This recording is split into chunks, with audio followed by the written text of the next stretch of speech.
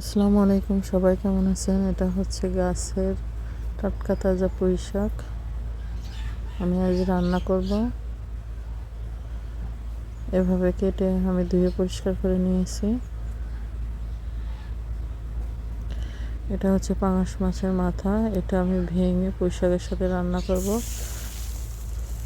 কড়াইয়ের তেল একটু পানি দিয়ে দিলাম, একটু আদা রসুন দিয়ে দিয়েছি, পরিমাণ মতো হলুদ দিয়ে দিলাম,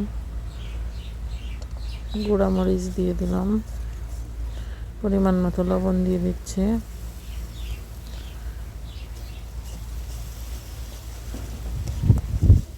এরপর আমি মাছের মাথাটা দিয়ে দেব। মাছের মাথাটা একটু কষিয়ে নেব মশলাটার সঙ্গে।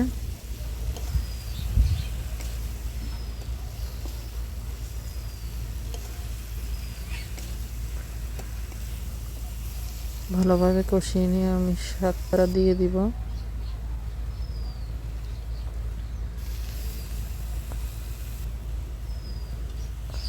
শাকটা আমি ভালোভাবে মশলাটার সঙ্গে কষিয়ে নিব। একটু ঢাকনা দিয়ে ঢেকে দিচ্ছে। এটা হলো পেঁয়াজ আর রসুন ভেজে নিয়েছিলাম, ওটা আমি বাটা মশলা হিসাবে ব্যবহার করব।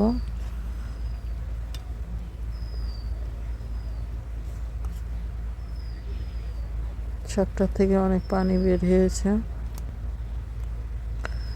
মাছের মাথাটা আমি ভেঙে দিচ্ছি।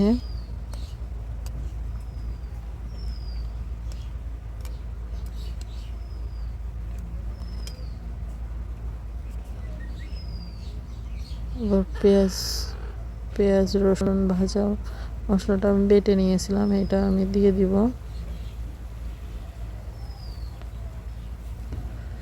একটু হালকা পানি দিয়ে দিচ্ছি।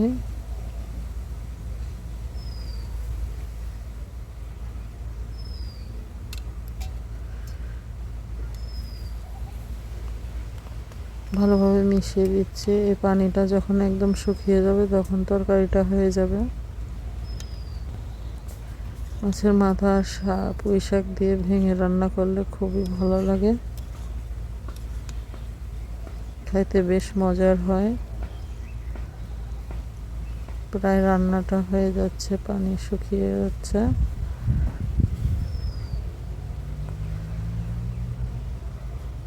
আমি নামিয়ে নিয়েছি। দেখুন তরকারিটা কি দারুণ হয়েছে দেখতে, খেতেও বেশ মজা হবে। ভিডিওটা দেখার জন্য সবাইকে ধন্যবাদ। আসসালামু আলাইকুম।